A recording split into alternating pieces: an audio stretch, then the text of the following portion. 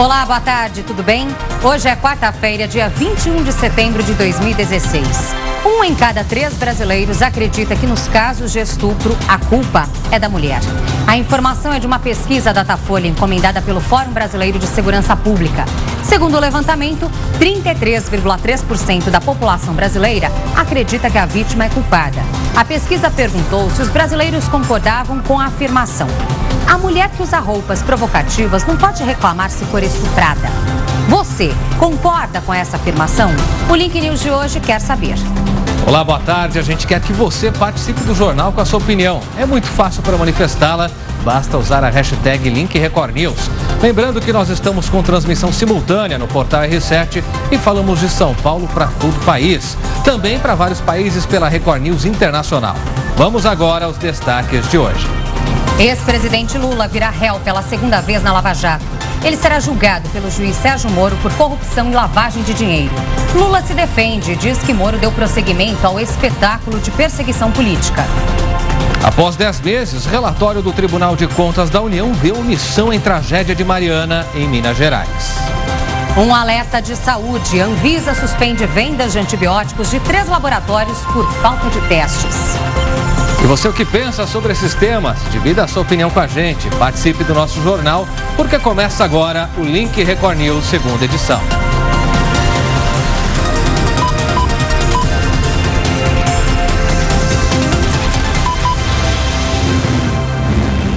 Abrimos esta edição do Link Record News com a informação de que o Departamento Nacional de Produção Mineral foi falho e omisso ao fiscalizar a segurança das barragens brasileiras. Isso contribuiu para a tragédia de Mariana acontecer em novembro do ano passado. A conclusão está em um relatório sigiloso da área técnica do Tribunal de Contas da União. E a informação foi obtida pelo jornal O Estado de São Paulo. Esse documento, Lidiane, aponta inclusive que a instituição não foi capaz de garantir a implementação pela mineradora Samarco dos padrões exigidos pela Polícia Nacional e também pela Política Nacional de Segurança de Barragens, em vigor desde o ano de 2010.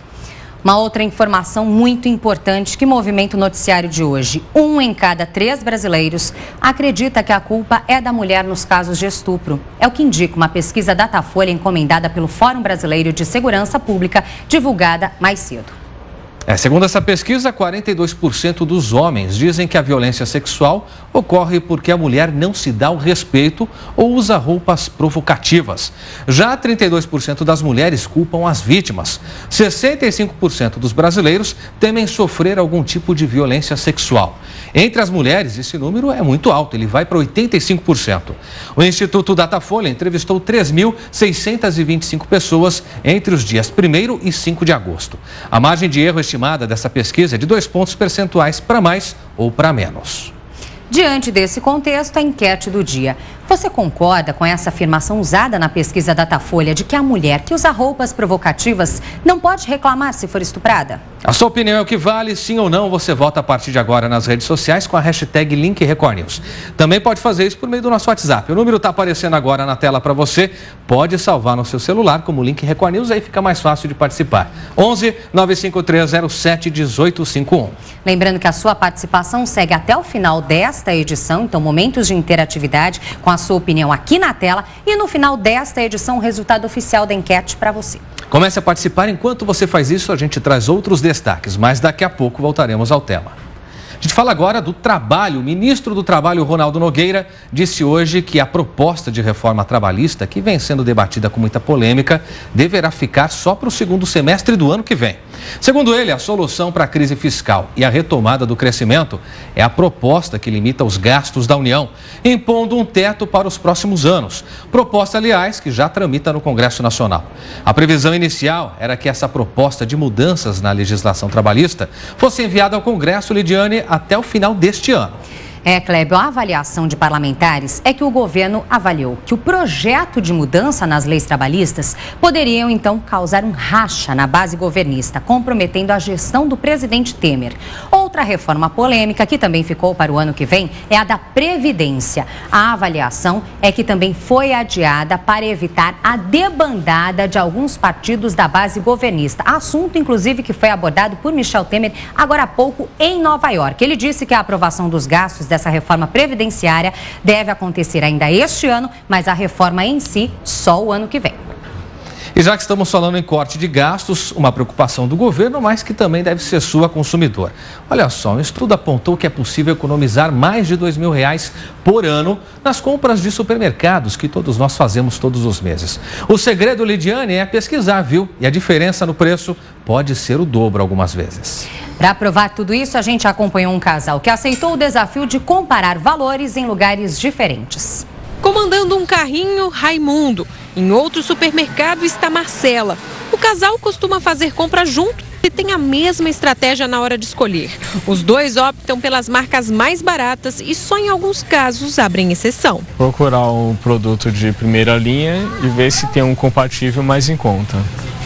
Geralmente opta pelo mais em conta. Se a diferença for grande, senão a gente leva o produto de linha mesmo. Dependendo do mês, eu pego o mais em conta, que no caso está sendo esse mês, os produtos estão muito caros.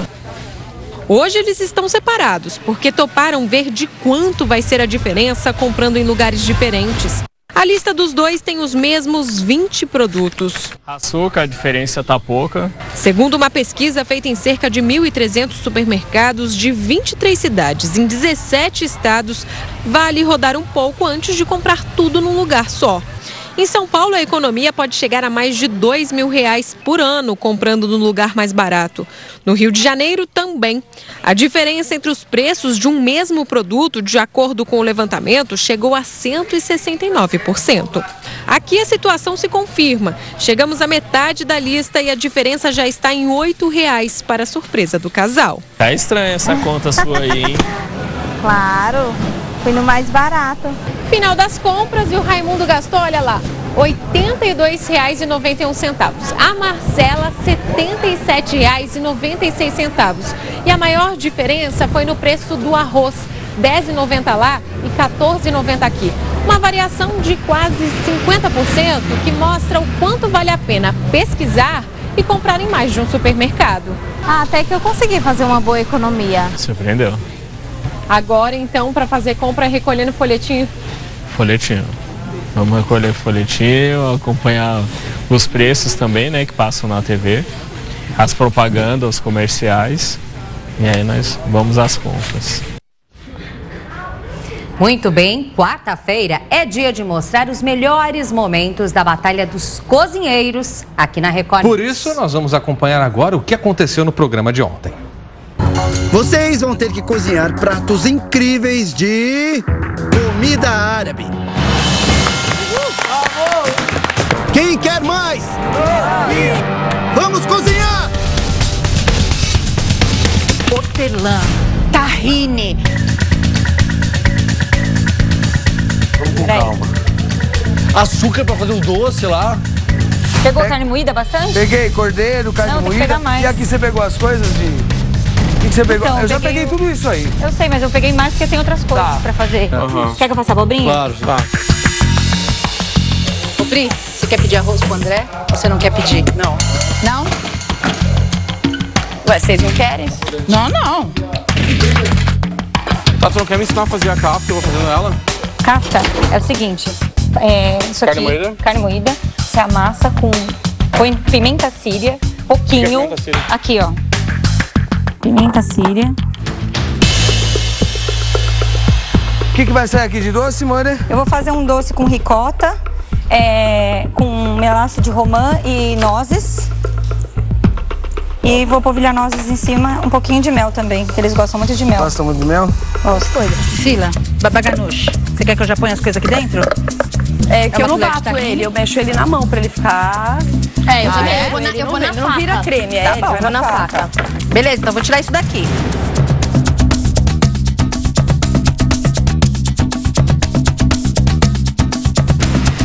Tá boa. Vamos desligar aqui a abobrinha. E essa lentilha aí tava quase, né? Dá uma olhada que a lentilha é muito rápida. A lentilha é super rápida, gente. As comidas tem que ter tudo gosto de... Já foi 25 minutos, galera. Nossa senhora. Olha só, vamos tirar o que não tá legal, cara. Eu tiraria o charutinho, não sei. O que não tá legal? Nós comemos 1, 2, 3. A Gestane provou. Ela não gostou? Ela achou que tava mal cozido, mas a gente botou um molho depois também, né? 5, 4, 3, 2, 1. Acabou o tempo, parem tudo. Bom, foi unânime. O melhor grupo desse desafio e o grupo que vai direto para a grande final é o grupo 2.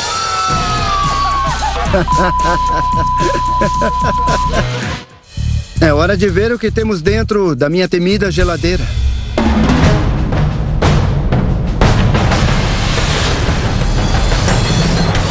Linguiça calabresa, palmito e muqueca. São esses os ingredientes. Tem certeza? Sim. Tem certeza? Sim. Então vamos lá. Prontos? Vamos cozinhar!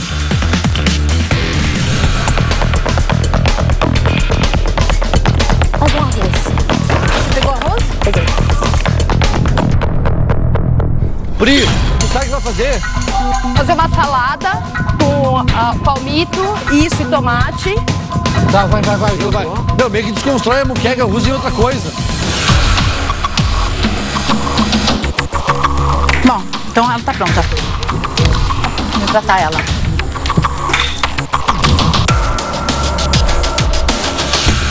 Cinco, 4, 3, 2, 1. Acabou. E o prêmio de R$200 mil é Priscila e Juan.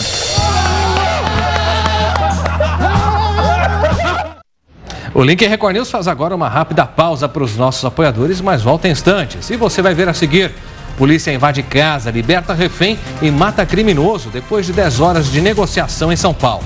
E ainda, ex-presidente Lula vira réu pela segunda vez na Lava Jato. Ele será julgado pelo juiz Sérgio Moro por corrupção e lavagem de dinheiro. Lula se defende e diz que Moro deu prosseguimento ao espetáculo de perseguição política.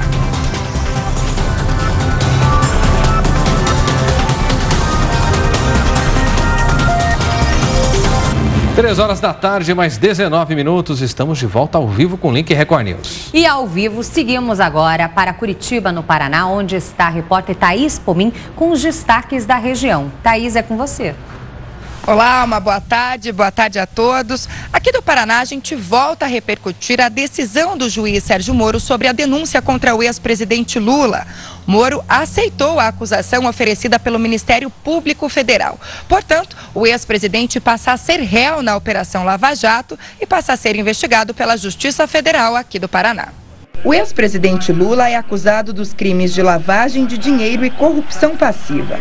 Para o juiz Sérgio Moro, há indícios de que Lula teria sido beneficiado pelas vantagens pagas pela empreiteira OAS e ainda que sabia que o dinheiro era proveniente do esquema de corrupção que desviou recursos da Petrobras. Ao denunciar o ex-presidente, os procuradores da Força-Tarefa da Lava Jato citaram 3 contratos da empreiteira OAS com a estatal e disseram que R$3.700.000 foram pagos a Lula como propina.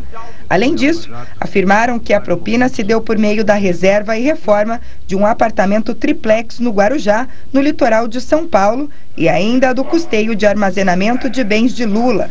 Também viraram réus no mesmo processo a esposa de Lula, Marisa Letícia, o presidente do Instituto Lula, Paulo Okamoto, além do ex-presidente da OAS, Léo Pinheiro, e mais 4 pessoas.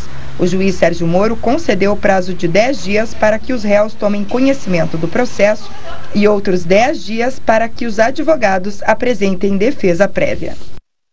E tem preso da Lava Jato que foi internado aqui em Curitiba. O ex-presidente do Partido Progressista, Pedro Correia, passou mal na carceragem onde está preso aqui na capital paranaense e foi levado ao hospital. De acordo com o advogado do ex-deputado, ele teve febre, tremores e um princípio de desmaio. Ele foi socorrido na cela pelo doleiro Alberto Youssef. O político foi internado com suspeita de infecção urinária. O quadro de saúde do ex-deputado é estável, mas ele segue internado para fazer exames e sem previsão de alta. Correia é delator na Lava Jato e está preso desde abril de 2014 em Curitiba. Ele já foi condenado na operação a 20 anos de prisão por lavagem de dinheiro e corrupção. Antes, o ex-deputado já cumpria a pena pela participação no caso do mensalão do PT. A delação premiada do político ainda não foi homologada pelo Supremo Tribunal Federal. Se o acordo for aceito, Correia pagará a multa e poderá passar a cumprir prisão domiciliar com o uso de tornozeleira eletrônica. E agora eu falo sobre uma outra operação da Polícia Federal que foi deflagrada hoje pela manhã aqui no estado. A operação foi batizada de lixo tóxico. O objetivo é combater crimes de poluição ambiental na região de Foz do Iguaçu, que fica no oeste aqui do estado. De acordo com as investigações, empresas que atuam no comércio de baterias automotivas importavam baterias usadas do Paraguai para reciclar e revender na sequência. Prática proibida por lei, porque as substâncias que compõem as baterias veiculares são tóxicas. Exames feitos pela perícia constataram vazamentos de ácido sulfúrico e de chumbo, que são cancerígenos e, em contato com o solo, podem levar à contaminação do lençol freático, rios e da água consumida pela população. Além disso, sem autorização, algumas dessas empresas armazenavam as sucatas em local impróprio e de forma incorreta. Estão sendo cumpridos 20 mandados de busca e apreensão, 4 de condução coercitiva, além de ordens de intimação para prestar esclarecimentos. 2 pessoas foram presas em flagrante. Ainda de acordo com a Polícia Federal, alguns dos empresários investigados tentaram subornar autoridades da fronteira em troca de omissão no serviço, mas não tiveram sucesso. Obrigada, Thaís, pelos destaques. Bom trabalho por aí. Muito bem, a gente segue falando de política. Você acompanhou agora há pouco, então, sobre a Operação Lava Jato. E em relação à repercussão dela, o ex-presidente Lula postou na página do Facebook uma resposta sobre a denúncia, que foi aceita ontem pelo juiz Sérgio Moro. Ele escreveu que, ao aceitar a denúncia inepta da força-tarefa da Lava Jato contra ele, Moro confirma sua parcialidade. Segundo Lula, Moro simplesmente deu prosseguimento ao espetáculo de perseguição política. Em uma coletiva em Nova York, Lula falou também com a imprensa. Nós entendemos que todos os corruptos têm que estar na cadeia. Porque neste país só pobre era preso. É importante que se prenda rico, mas que se prove que ele roubou.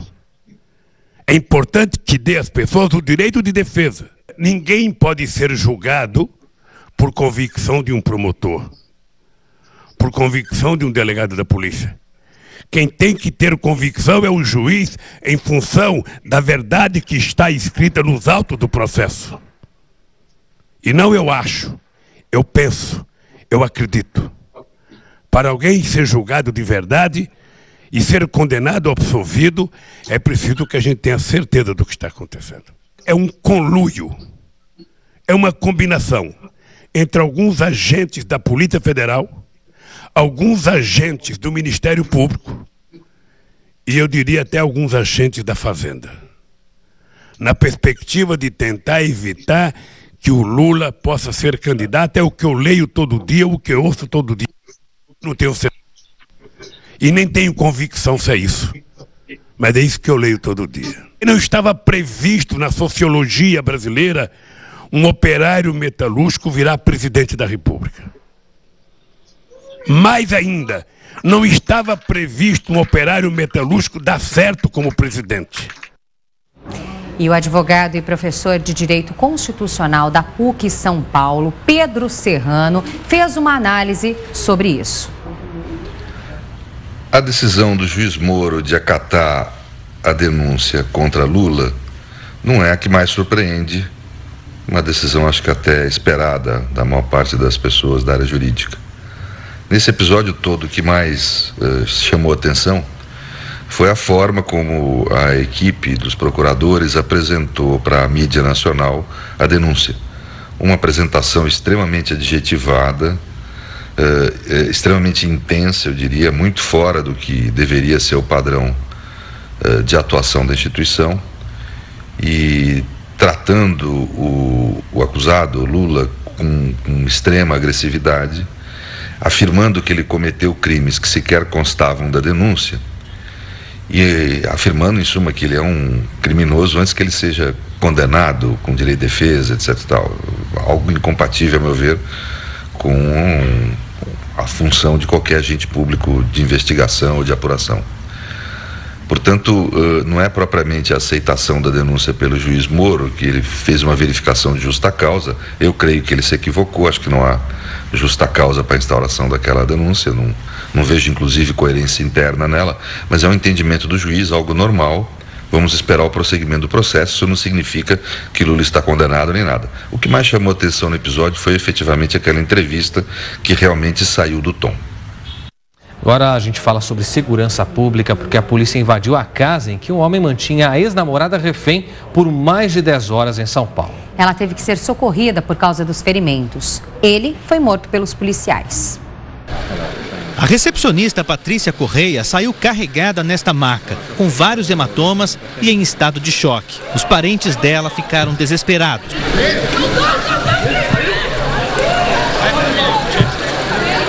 Patrícia, de 29 anos, ficou refém do ex-namorado dentro da própria casa. O sequestro só terminou no fim da noite. Com a chegada dos policiais, ele se trancou com a moça em um quarto e usou móveis para fazer barricadas. A casa foi cercada. Depois de mais de 10 horas de agressões e ameaças, o cômodo onde eles estavam foi invadido.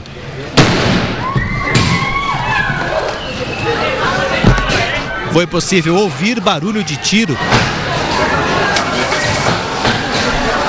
Num determinado momento, não tivemos outra opção, porque ele começou a colocar fogo, inclusive no próprio cabelo da refém. Fabiano Crisóstomo, de 35 anos, não aceitava o fim do namoro de 6 anos e falava em traição. A casa onde a vítima foi mantida refém é esta aqui, que ainda tem os policiais bem em frente. Durante as mais de 10 horas, os parentes e amigos acompanharam aflitos o desfecho desse sequestro da casa que fica bem em frente. Eu entrei em desespero, a família toda entrou em desespero, que a gente queria saber o que estava acontecendo. Baleado no rosto pela polícia, Fabiano, que tinha passagem por roubo, morreu dentro da casa. Utilizamos munições menos letal. No primeiro momento, em questão de segundos, não conseguimos obter êxito e foi efetuado um disparo no momento que ele ia pegar um punhal e realizar um ataque contra a refém. Ele tinha alguma arma na hora? Ele tinha um simulacro e esse punhal. 2 policiais também se feriram por estilhaços da bomba usada na ação. E um bebê morreu logo depois do parto e a família denuncia descaso em Suzano, na região metropolitana de São Paulo. O médico teria se recusado a atender a mãe e o parto foi feito por enfermeiras. O caso agora é investigado pela polícia. Era para ser o dia mais feliz da vida do casal que esperava o primeiro filho. Eu queria ele aqui, vivo, queria que as pessoas fossem no hospital visitar ele, não ir lá, me visitar. E agora aqui no velório, né? Mas um desentendimento com o médico obstetra gerou um problema que acabou com a morte do bebê. Mulher nenhuma que é mãe merece passar por isso. Nathalie, de 27 anos, entrou em trabalho de parto e procurou a Santa Casa de Suzano. Ela estava com o marido, Luiz Cláudio. Ao entrar na sala para a avaliação, o médico pediu que o pai saísse, mas ele se recusou. Ele falou, se você não sair, eu não atendo. Como eu não saí, ele pegou as coisas, os materiais dele, carimbo, caneta, os papéis que estavam na mão e deu a volta por outra porta e saiu em outra sala. E depois disso, não só nós, como nenhum de outros pacientes viu ele no hospital. O casal conta que o médico não voltou e o obstetra, que deveria chegar em seguida, também não apareceu para o plantão. Ela só foi ser examinada com toque pela enfermeira da noite que veio e ouviu o que eu tinha para falar das contrações desde as 3h30 da manhã. Foi quando ela constatou que ela já estava com 4 dedos de dilatação. E mesmo assim ela ficou, o médico vai chegar e esse médico nunca chegou. Quando já não dava mais para esperar, enfermeiras começaram o parto e depois receberam a ajuda de um pediatra. O pediatra, ele ficou em pé, só olhando a situação. Ele em nenhum momento pôs a mão ou ajudou, não. Ele só ficou aguardando a saída do nenê. Segundo os pais, o bebê não chorou quando nasceu e a mãe não teve contato com o recém-nascido. Somente 1h30 depois do parto é que veio a notícia. O bebê estava morto. De acordo com o hospital, o problema relacionado com a falta de médicos foi um caso isolado. E ainda de acordo com o hospital, a gestante teve atendimento de uma equipe especializada, sendo imprevisível a morte do bebê. Versão contestada pela polícia. No boletim de ocorrência, o caso foi registrado como homicídio simples e prevaricação, que é o crime cometido por funcionário público que se nega a exercer a própria função. A polícia vai investigar a denúncia de omissão no atendimento. Segundo o laudo, que aponta a causa da morte, o procedimento demorou muito e o bebê era grande demais para nascer por um parto normal. A mãe só recebeu alta para conseguir acompanhar o velório e se despedir de Pedro Henrique. A gente já estava planejando o convênio dele, planejando a criação dele, a faculdade, a escolinha, tudo já estava nos nossos planos para ele. Não, jamais. Enterro jamais. É como se tivesse arrancado o meu coração. Só isso que eu sinto. Só. Para ele foi mais uma criança que morreu. Para mim era o meu filho. Imagina a decepção desses pais, né? Em nota, a Santa Casa de Suzano afirmou que o que aconteceu foi uma situação esporádica. Segundo o hospital, a morte do bebê era algo imprevisível, já que não havia orientação sobre riscos do médico que fez o pré-natal. O obstetra, denunciado por omissão, foi afastado e o caso será apurado por procedimento interno. Agora, vale relembrar aqui que a Santa Casa de Suzano não figura pela primeira vez nesse tipo de situação. Já mostramos aqui ao longo do último ano, em apenas 12 meses, mais 2 casos parecidos, além do desenvolvimento de uma superbactéria. Acho que está na hora do poder público intervir na Santa Casa de Suzano e descobrir o que acontece por lá. Agora voltamos com interatividade. Hoje uma pesquisa da Datafolha nos deu um dado muito alarmante. 1 em cada 3 brasileiros acha que a mulher, a vítima, é a responsável pela violência, pelo estupro que sofre. As pessoas que foram questionadas ficaram de frente com a seguinte afirmação: você acha que a mulher, então, que usa uma roupa provocativa não deve reclamar se for vítima de estupro? Foi essa a afirmação que as pessoas sinalizaram como concordando ou não, e é isso que nós colocamos aqui para você. Você acha, então, que uma mulher que coloca uma roupa provocante não terá o direito de reclamar se for estuprada? Vote pelas redes sociais com a hashtag LinkRecoNews e também coloque o que você pensa sobre o assunto pelas redes com a mesma hashtag ou ainda faça isso utilizando o nosso WhatsApp. DDD 11 95307 1851. Vamos começar então com as opiniões. A gente começa pelo Twitter. É isso aí. Eu tenho um tweet aqui do Antônio que diz o seguinte: eu sou homem e me envergonho dessa conclusão. Mulheres são cidadãs e nada nem ninguém pode violar o respeito e a dignidade. Obrigado, Antônio, por compartilhar com a gente. Faça como Antônio. Para participar pelo Twitter é muito fácil. Você cria um novo tweet seguindo-nos pela @RecordNews, seu nome e cidade de onde interage, sempre a hashtag LinkRecordNews. Mas pelo WhatsApp também é muito bem-vindo o que você deseja compartilhar. 11 95307 1851. Vamos conhecer agora a opinião que chega na tela pelo WhatsApp. O Jacob Ferreira, de Natal, escreve: não concordo. As mulheres devem andar do modo que desejam. Obrigada, Jacó, pela sua mensagem. Agora a gente conhece a opinião do Bruno, de Macapá, e diz o seguinte: estupro é uma violência muito grave. Quem pratica não está longe de se tornar um assassino. Tem toda a razão, Bruno. Obrigado por participar. Tem agora a participação do Felipe, de Minas Gerais. Não concordo, é algo extremamente machista. Mulher não é pedaço de carne, merece ser respeitada. Muito bem, Felipe, obrigada pela participação. Agora a Shirley, de Manaus, diz não, 1000 vezes não. Gente, que falta de respeito, onde já se viu culpar a vítima? Pois é, Shirley, e isso vale relembrar que pesquisa traz o resultado de que 3 em cada 10 brasileiros pensam assim. Inclusive mulheres também. Exatamente. Isso que mais nos assusta. A Márcia de Vitória, no Espírito Santo, compartilha: penso que se as mulheres se vestissem com mais decoro, seria um modo de prevenção de estupro. Mas nada justifica a violência contra a mulher. São as opiniões aí que divergem dos nossos telespectadores, que abrimos espaço aqui para serem registradas. De Marabá tem o Arlen, que diz: as mulheres que usam roupas curtas têm 90% da culpa. Portanto, meu voto é sim. O Arlen é um dos 3 a cada 10 que concorda, então, ou concordam com essa afirmação. Tem agora a participação do Manuel, do Rio de Janeiro. Se for por portar roupas sensuais, as cariocas no verão estariam sendo estupradas diariamente. Aqui como exemplos que nós colocamos ao longo da programação, mulher de biquíni na praia, ou enfim, não é conduta suficiente para se justificar uma violência. Obrigada, Manuel.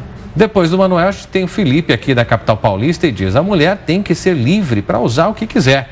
Não justifica ser estuprada por usar uma roupa mais ousada.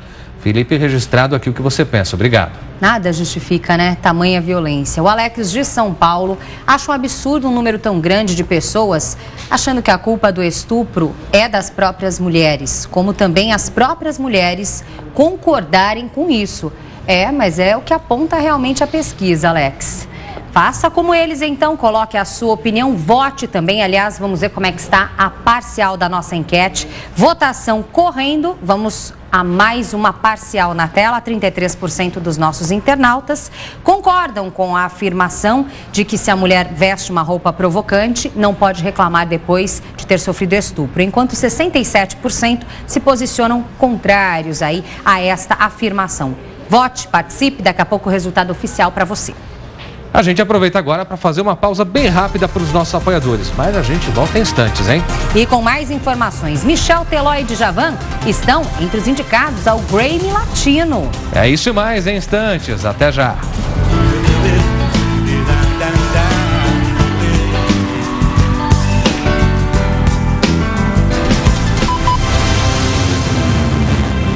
Três horas da tarde e 44 minutos, estamos de volta com o Link Record News ao vivo para você. E momento de saber o que movimenta as nossas redes sociais. Por isso, vinheta na tela.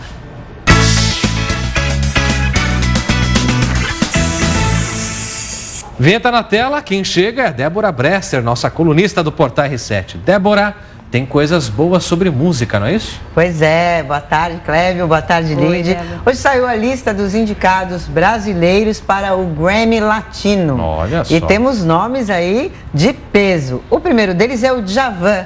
O Djavan foi o que recebeu um maior número de indicações. Ele está indicado em 4 categorias, então já é um grande nome da música e vai aí concorrer a 4 categorias no Grammy Latino. Ele está concorrendo, para vocês terem uma ideia, inclusive a gravação do ano e melhor álbum. Tá? Quem também surpreendeu e está na lista dos indicados para melhor álbum também é o Martinho da Vila. Olha, devagarinho ele chegou lá, hein? Pois é o álbum de Bem com a Vida e está indicado como álbum de samba e pagode. Além deles, a gente tem o Michel Teló, que também está indicado. O Michel já está... É a 4ª vez que ele está na lista de indicados, já pelo 4º ano. Tem uma curiosidade, já desde o ano 2000, o Grammy Latino tem a categoria de sertanejo. E nós temos um grande campeão brasileiro nesse setor, que é o Sérgio Reis. O Sérgio Reis já ganhou mais uma vez o Grammy Latino sertanejo. E agora, esse ano, a gente tem aí o Michel Teló concorrendo e também tem Paula Fernandes no páreo. Então, mostrando a nova versão do sertanejo, porque antes era aquela moda de viola, né? O sertanejo bem ali de raiz, e agora não, é o sertanejo universitário, essa repaginada que o ritmo recebeu. O Teló, né, a gente lembra que ele teve aquele fenômeno, né? O Ai Se Eu Te Pego foi um fenômeno mundial e ele se manteve nos holofotes, ele continua muito firme aí na carreira dele e ele vai concorrer, ele apareceu já nessas 4 listas e ele está indicado com o Baile do Teló, com esse álbum que também é o álbum mais recente dele. Então vamos aguardar, porque assim, a gente tem realmente nomes fortes para tentar nessa disputa aí nesse Grammy Latino. E para todos os gostos musicais, né? Sertanejo, música popular brasileira, muito bem representada pelo Djavan, que é sempre muito agradável de se ouvir. Muito bom, viu? E essa vai ser a 17ª edição do Grammy Latino e ela vai ser realizada em Los Angeles no dia 17 de novembro. Olha só, tá chegando. Vamos ficar de olho, falta pouquinho, vamos ficar de olho na torcida aí pelos grandes nomes brasileiros que vão representar a gente lá. Teló tá com uma vida em ascendência, acabou de ser pai, agora concorrendo ao Grammy, muito legal, né? A vida deu um... Você vê que e muita gente não acreditava, né? Achava que ele ia ser aquele cara de um fenômeno, né? De uma música só e tal, e na verdade não. Você vê que ele já tinha uma carreira muito consolidada antes de estourar com Aí Se Eu Te Pego e continuou e conseguiu aí se estabilizar e se estabelecer de uma maneira muito importante dentro desse universo sertanejo. Bacana, Débora. Obrigada, então, pelos destaques. A gente espera amanhã. Obrigada, gente. Até amanhã. Uma boa tarde para todo mundo. Boa tarde para você. E a gente aproveita, então, para fazer aqui uma rápida pausa para os nossos apoiadores. Já já a gente volta com mais informações para você e também... a sua opinião aqui na tela do Link Record News. Até já. Até já.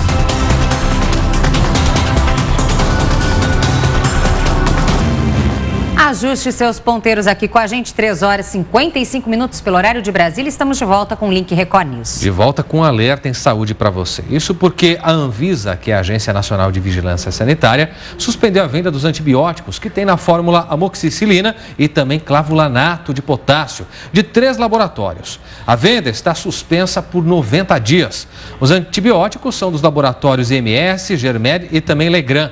O motivo da interdição, segundo a Anvisa, é o fato de que esses produtos vêm sendo fabricados sem os estudos exigidos pela legislação sanitária, ou seja, não têm a eficácia comprovada. Os laboratórios, por sua vez, garantem que os medicamentos são absolutamente seguros e eficazes, cumprindo os mais altos padrões de qualidade. Todos esses antibióticos só podiam ser vendidos com receita médica. E ainda falando sobre saúde, um surto de cachumba está sendo registrado em várias regiões do país. No estado de São Paulo, o número de casos é o maior desde 2008. Isso aconteceu porque há uma maior circulação do vírus e também por causa da vacinação, que só começou a ser reforçada com 2 doses a partir de 2006. Surto, a gente relembra aqui para você, é quando mais de 2 pessoas estão infectadas com uma doença no mesmo lugar. Em Franca, interior de São Paulo, há casos em 3 faculdades. Em Porto Alegre já são 1.335 casos contra 158 no ano passado. No Distrito Federal e em Salvador também houve aumento no número de casos. A doença não é grave, mas é altamente contagiosa, transmitida pela saliva. No primeiro sinal, a recomendação é ir ao médico e fazer repouso absoluto. Momento de interatividade agora, a gente volta à nossa enquete do dia, depois, é claro, de muita polêmica, com o resultado revelado pelo Instituto Datafolha, de uma pesquisa na qual 3 de cada 10 brasileiros dizem em relação ao estupro que, em geral, a mulher ou a vítima é que recebe a culpa, que é culpada pelo fato ter acontecido. Perguntamos a você, então, já que muitas dessas pessoas atribuem à vestimenta essa situação, se você concorda com a afirmação de que quem usa roupa provocativa não pode reclamar se for estuprada. Sim ou não? Com a hashtag Link Record News nas redes sociais ou também por meio do nosso WhatsApp, 11 95307 1851. Vamos a mais participação aqui na tela, lembrando que são os últimos minutos para você aí de casa votar, hein? Francinelson, de São Paulo, capital, escreve o seguinte: o pessoal é muito apegado à cultura do estupro e não sabem. É uma pena mesmo esse pensamento. Tá aí a opinião do Francinelson registrado. Obrigada. Agora o Ricardo Oliveira, de Macapá, diz o seguinte: nada justifica o crime de estupro. Se constitui uma violência brutal contra a mulher, mas é prudente se vestir de forma mais discreta. Ricardo, está registrado. Obrigado por participar. Tem mais opinião na tela, agora de Maceió, Alagoas, chega a mensagem do Williams. As mulheres têm que ter a liberdade para se vestir a seu gosto e não temer se produzir por causa desses monstros. Aí ele usa uma hashtag muito legal, hashtag Isso Tem Que Acabar. Muito bem, Williams, obrigada. Agora a opinião do Felipe Moreno, de Lorena, interior de São Paulo, e diz: nada justifica um estupro, mas devemos nos lembrar que após a extinção do crime do atentado violento ao pudor, um simples beijo pode tipificar um crime de estupro. Felipe, obrigado por participar. E beijo não é simples se a pessoa não quiser e não permitir, né? De qualquer forma, é uma conduta que viola o direito do outro. O Júnior de Campina Grande, na Paraíba, não concorda com essa afirmação, pois o estuprador é um doente. A roupa não influencia quando o homem já tem essa doença. Opinião do Júnior, obrigada. Agora, Juliana Paiva, do Rio de Janeiro, e diz: isso é um absurdo, é nojento e extremamente machista. Machismo mata. A mulher tem a escolha e o direito de usar o que ela quiser. Muito bem, Juliana, obrigado por trazer essa opinião também aqui para o nosso conhecimento. Opinião que agora a gente vai ter um resultado oficial. Votação encerrada neste momento na enquete do dia. Vamos ao resultado na tela. Você acha que a mulher que se veste de forma provocante não tem o direito de reclamar se for vítima de estupro? 31% acham que sim, enquanto 69% acreditam que não, discordam dessa afirmação. A gente agradece a todas as participações, tanto nos votos que recebemos e as mensagens também compartilhadas. Lembrando que amanhã tem mais enquete esperando a sua participação. E com isso a gente encerra aqui essa edição do Link Record News. Se você quiser sugerir assuntos para o nosso jornal, muito fácil, só mandar mensagem para o nosso WhatsApp. Participe também nas redes sociais, sempre com a hashtag Link Record News, igual está aqui embaixo. Lembrando que a gente se encontra de segunda a sexta-feira, sempre em 2 edições, às 11 da manhã e às 3 da tarde. Fique agora com o Pet Channel, continue participando pelas redes sociais. Uma ótima tarde para você, obrigada pela companhia e amanhã a gente se vê. Até amanhã.